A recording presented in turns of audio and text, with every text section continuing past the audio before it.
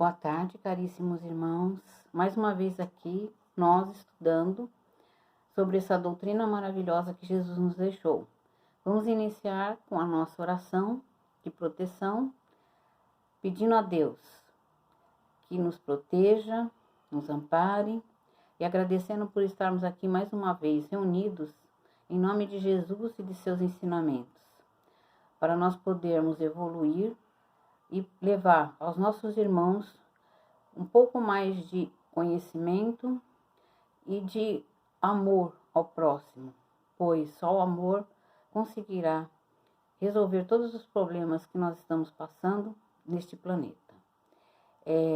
Meus irmãos, nós vamos falar hoje sobre o ectoplasma. Ectoplasma é dividido os radicais em ecto, né? Que quer dizer externo, e plasma, que quer dizer moldado, né? Que se molda. É um fluido que é natural dos seres vivos, tanto plantas, animais, né?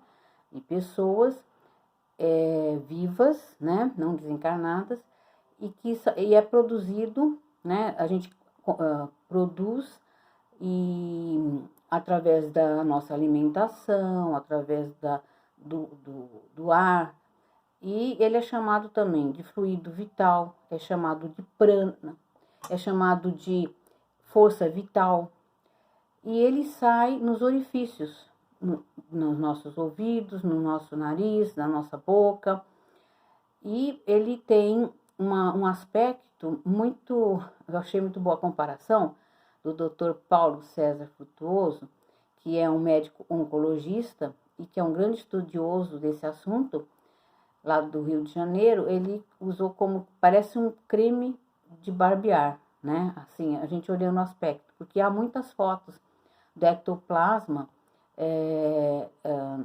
na rede, na internet, tem em livros, não é? E se alguém quiser ver as fotos, é só procurar lá, materializações, né? E ectoplasma, ectoplasmia, que vai aparecer. Bom, eu vou iniciar contando a minha experiência com o ectoplasma. Então, eu iniciei no espiritismo exatamente devido ao ectoplasma.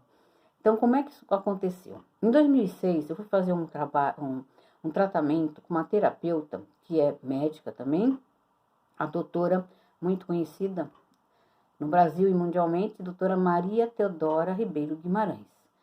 E eu fiz o tratamento com ela e ela me passou um questionário de alguns sintomas que possivelmente eu teria. E eu fui assinalando, sim. Qual não foi a minha surpresa quando eu vi que quase assinalei metade ou mais da metade dos sintomas, né? Aí o diagnóstico foi: você tem excesso de ectoplasma. Então, qual vai ser o seu tratamento? Seu tratamento, você vai na Casa do Caminho, em Campinas, que eu residia nessa época lá, e lá você vai fazer, vai ser orientado. Aí lá eu fui, né, e muito bem recebido, uma casa maravilhosa, e lá foi que eu iniciei, né, no espiritismo. Então, nós tínhamos uma sala para doação de ectoplasma às terças-feiras, e eram algumas pessoas, né, que ficavam sentadas em cadeiras bem afastadas, de frente para outra, eram 2 fileiras, e na luz azul, né, na penumbra com luz azul, e uma música bem suave, uma música assim, que acalmava, né. A gente tinha que ficar 2 horas em jejum antes, né, porque poderia ter vômitos, né. E aí havia aquelas pessoas sensitivas que já através das mãos e assim do trabalho contínuo, né, com isso, já tinha sensibilidade de sentir o ectoplasma em nós. E aí eles colhiam esse ectoplasma, fazia a mão em forma de concha e colhia a partir assim do umbigo, né, mas sempre com uma distância de 2 metros, 1,7 m, e colhiam da nossa boca nós mesmos colhíamos, nós fazíamos assim, dos ouvidos, né, e o nariz, e aqui na parte antes do umbigo, ela mesma fazia com concha, né? E aí jogava-se ao lado. No dia seguinte, esse ectoplasma, ele era aproveitado para a equipe espiritual de cura vir e usá-lo para tratar as pessoas que vinham em busca de curar doenças, né? Alguns problemas que tinham. Então, a minha experiência foi assim. E aí, devido a isso, comecei a estudar lá na Casa do Caminho e me encantei pela doutrina e estou até hoje na doutrina, né? E nós continuamos estudando e aprendendo porque é muita coisa e nós vamos desencarnar sem saber de tudo, né? Porque a doutrina é muito rica. E na Casa do Caminho, eu fiquei sabendo que há uns anos atrás havia materializações, né? Então, o que são materializações? O médio de efeito físico, ele tem o ectoplasma e ele doa esse ectoplasma para um ser espiritual que utiliza para dar formato e para ele se comunicar, né? Então, lá na Casa do Caminho, eles fizeram, era um grupo restrito, são médios muito preparados, né? Pessoas que ficam ali bem preparadas, porque é um trabalho muito sério e de muita responsabilidade. E geralmente eles, para não ter dúvidas, né, que houve fraude nem nada, o médium ele era amarrado na cadeira, né? Ele ficava preso, para não dizer, foi ele que saiu e colocou aquela túnica branca, né? Porque geralmente a entidade vem assim como se fosse um lençol, né? Daí também o Dr. Paulo César fala que daí acho que saiu essa ideia de fantasma, né? Pôr um lençol, que as crianças até brincam, e assustando as pessoas, né?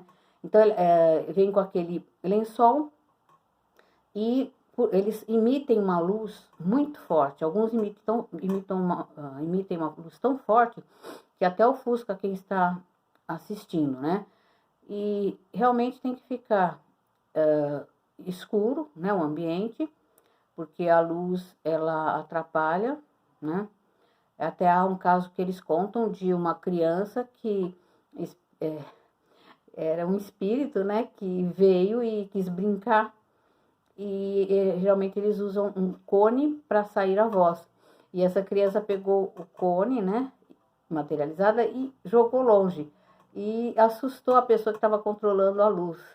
E a pessoa acordou, achou que tinha que acender a luz, acendeu. De repente, o ectoplasma começou a voltar para o médium, por uma rapidez muito grande, e o médium teve problema de acordar, ficou desacordado algum tempo. Então, é uma coisa muito séria, né? Tanto é que agora, depois de uma certa época, como tudo já foi comprovado, que a vida espiritual existe, né?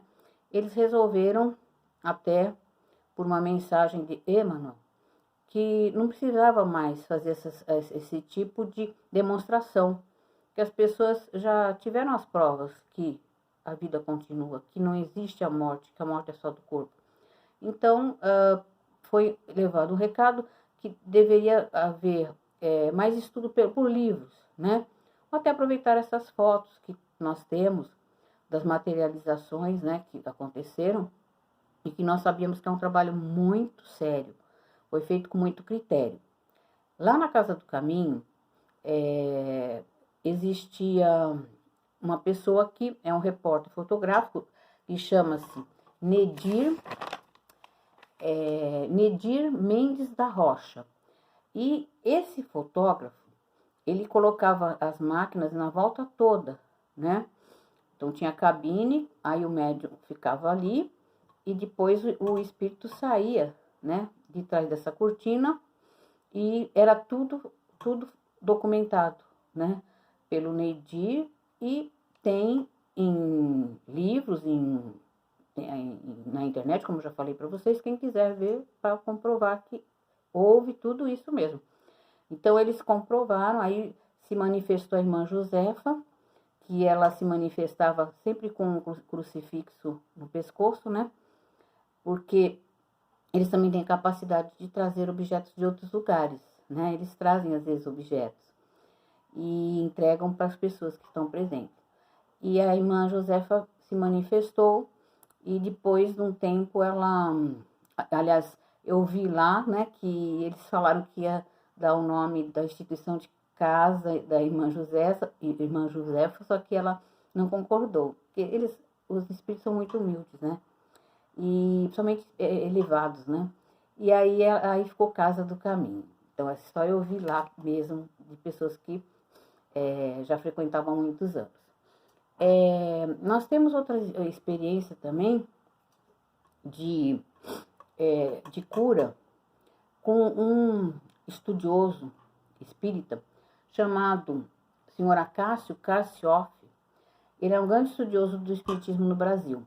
E ele ia para Minas, levava a irmã dele uma vez por mês, numa sessão de materialização, que ela estava com uma doença bem grave e fazia tratamento com o espírito materializado. E numa dessas sessões, ele conseguiu ver a materialização do irmão Palminha. Irmão Palminha, que é irmão do José Grosso, são espíritos muito famosos dentro da doutrina por trazer muitas mensagens. E o irmão Palminha, ele ficou próximo, né, ao senhor Acácio, que estava sentado numa fileira, logo perto do palco. E aí ele começou a conversar com o senhor Acácio. E o senhor Acácio tinha um gravador mais antigo, né? Quem tem mais idade vai saber do que se trata, são de fitas cassetes. E ele ligou naquele momento o gravador e conversou e gravou a voz do irmão Palminha, conversando com ele. E isso aí está documentado e tem na internet, a gente escuta claramente a voz do irmão Palminha conversando com o senhor Acácio. Então nós temos documentos, muito mais de fotos, lógico, mas temos esse aí em áudio, que é muito interessante a gente entrar em contato. Temos também como prova, lá no Rio de Janeiro, nós temos uma prova daqueles espíritos que usaram a parafina, né? Eles estavam materializados, puseram a mão, o braço na parafina líquida, depois essa parafina foi resfriada e ficou aquelas formas, né? De mãos, tudo, que estão expostas lá no Rio de Janeiro, no Museu da Federação Espírita Brasileira. A outra prova também. E então a materialização, ela foi usada para provar, né, que é a existência do espírito. Porém, nós, espíritas, já sabemos que houve todas essas pesquisas e não precisamos mais assistirmos uma materialização para nós sabermos que eles continuam, né?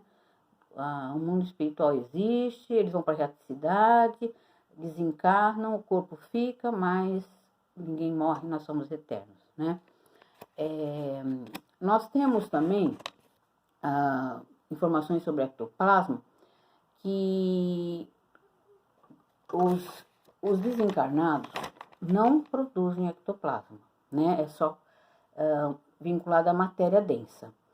E não tem o mundo espiritual não tem ectoplasma. Então, o que acontece? É só da matéria densa. E se eles tivessem acesso a esse fluido, eles poderiam intervir com muita facilidade na nossa dimensão. E seria muito perigoso. Então, eles utilizam dos encarnados o ectoplasma. Aí nós vamos ver o uso do ectoplasma numa situação muito triste, né? Que é o caso dos viciados. Dos viciados em álcool, em droga, em sexo, em comida, que alguns desencarnados que ainda estão muito vinculados à matéria, eles utilizam o ectoplasma dessa pessoa que está utilizando a droga, e eles sentem a sensação que a droga faz. Então, muitas vezes, eles vão utilizando, mais do que um, são vários que ficam utilizando, a ponto de o usuário ir aumentando a dose, até que ele fica, ele faz uma overdose e acaba desencarnando também, né? Aí quando ele desencarna, ele já tem lá os companheiros, né, de vício que vão fazer um grupo para continuar obsediando aqueles que são usuários, né? Então é uma coisa muito séria o ectoplasma, porque ele tem esse lado, né, que vai deixar as pessoas bem vulneráveis, né? Por causa do acesso que os espíritos têm para fazer o uso das drogas, né? Até, vamos dizer assim, de sexo, de outras coisas que eles ainda estão presos à matéria, né? E ele é conhecido na humanidade há muito tempo. E ele foi até chamado de... Ele teve outros nomes, né? Fluido vital, prana, virtude. E na Bíblia nós vemos lá em Marcos, aquela passagem da mulher que teve hemorragia, que é citado virtude, mas é o ectoplasma ali que está querendo dizer, porque havia muita gente em volta de Jesus e os apóstolos admiraram como é que Jesus percebeu que uma pessoa tocou sua túnica, com tanta gente ali em volta. E ele falou assim, é porque eu estou sentindo sair virtude de mim. Essa virtude de mim é ectoplasma que saía de Jesus e que ele fazia as curas, não é? Então, o ectoplasma, ele ainda não é totalmente conhecido e também não deveria, porque ele tem um poder tão grande que o ser humano tem que estar com a moral muito desenvolvida, o amor muito desenvolvido para poder utilizar, porque é um poder tão grande que na mão dos homens errados seria um caos para o mundo, né? Nós sabemos dos sintomas, vou dar alguns sintomas do ectoplasma. É assim, a pessoa fez todos os exames, ela não tem nada, ela faz os exames, fisicamente ela não tem nada, mas ela tem uma porção de sintomas, né? Foi o caso que aconteceu comigo, que eu assinalei vários sintomas, né?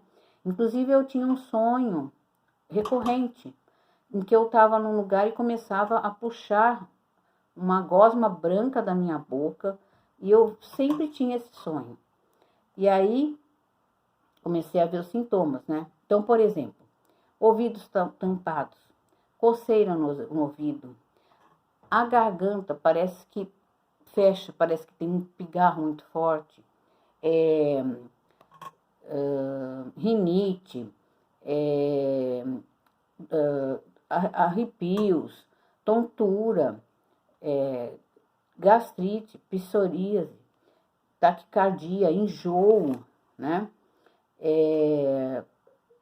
O intestino ou prende demais ou solta demais, azia, muita dor de cabeça, gases, muito cansaço, né? Cansaço físico, sem motivo, né? Fraqueza, falta de energia. Então, todas essas coisas, refluxo, arrepios, tudo isso aí são causados pelo excesso de ectoplasma, né? E aí eles começaram a observar por quê, e tem gente que produz muito mais do que o normal, né? E que precisa fazer essa doação, né? Até quem aplica o passe, ela está ajudando a pessoa que recebe, está ajudando a si mesma, porque está dando ectoplasma. Então, vai eliminando esse excesso que nós temos, né? Então, as pessoas fazem o bem e também recebem o bem, né? Então, o ectoplasma é um meio que nós temos também de fazer a caridade, né? Nós doamos o ectoplasma, nós estamos fazendo a caridade. Nós chegamos num lugar e começamos a bocejar. Aí estamos doando ectoplasma que os espíritos vão aproveitar quando você está num lugar bom, né? Com pessoas do bem, com orações, vão aproveitar para o trabalho do bem, para fazer as curas, né?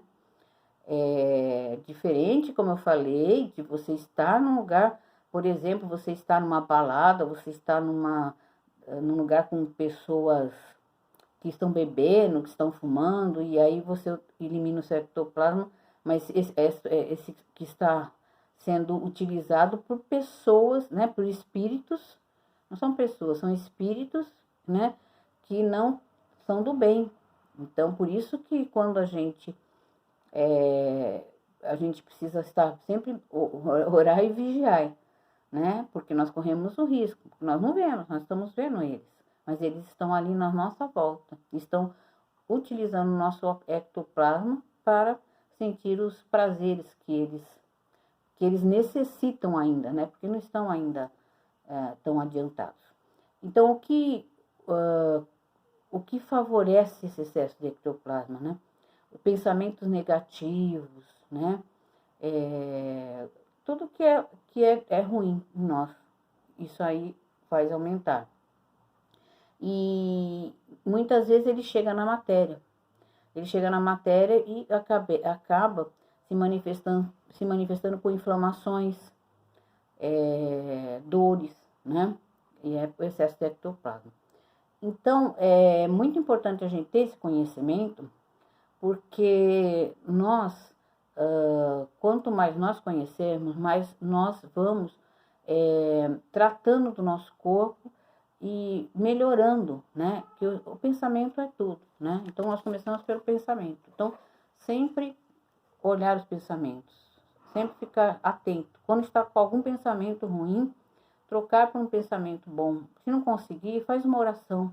Ou pega um livro para ler, um livro edificante, um livro que tenha boas palavras, que tenham mensagens amorosas. Tudo isso ajuda muito, né? Da literatura, se alguém quiser pesquisar sobre ectoplasma, nós temos os 2 livros do Matteo Tubino, que também trabalhou lá na Casa do Caminho. Ele é uma pessoa muito conceituada, ele é doutor em química, né?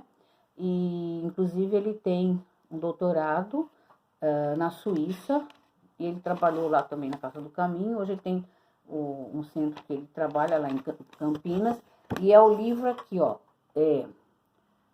deve estar ao contrário as letras, mas eu vou ler. Saúde Ectoplasma, Matteo Tubino, e tem um fluido vital chamado ectoplasma, que é um livro mais, mais simples, né? Muito bom também, e são literaturas que ajudam. Na internet há muita coisa também que a gente pode utilizar para nós entendermos melhor, não é?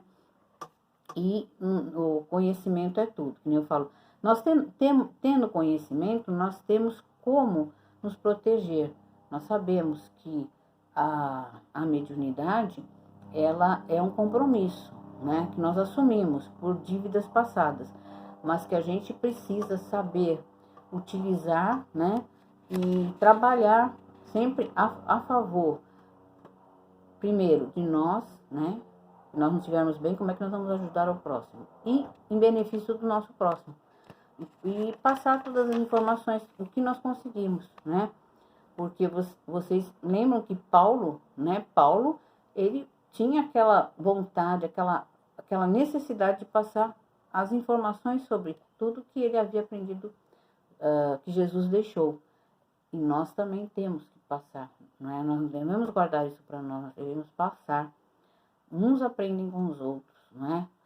E aí nós vamos ver que a humanidade ainda precisa atingir uma moral muito grande para trabalhar com essas energias. Porque se vocês puderem assistir os vídeos também do Dr.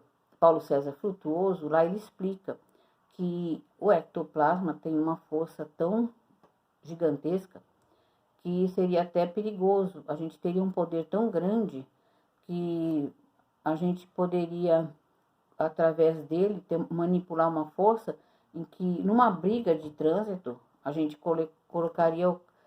jogaria a pessoa longe, né? Numa atitude de raiva. Então, era uma energia perigosa para usar em quem não tem ainda a moral, né? E o amor que nós temos que ter para o próximo, né? Dr. Paulo César Frutuoso fez pesquisas também com espíritos que estão São espíritos assim, são trevosos, né?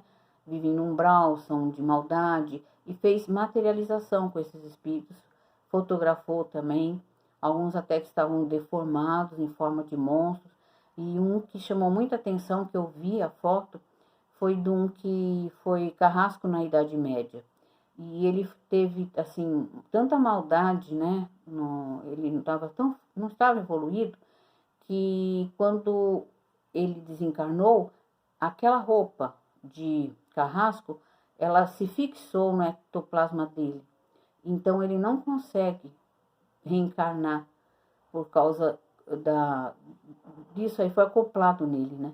Então tem fotos dele também no livro do Dr. Paulo César Frutuoso.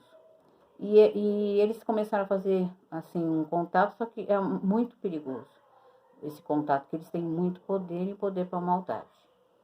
Bom, meus irmãos, o importante é a gente ter esse conhecimento, usar para o nosso benefício e que nós possamos atingir esse mundo de regeneração para poder usar todo esse poder de Jesus.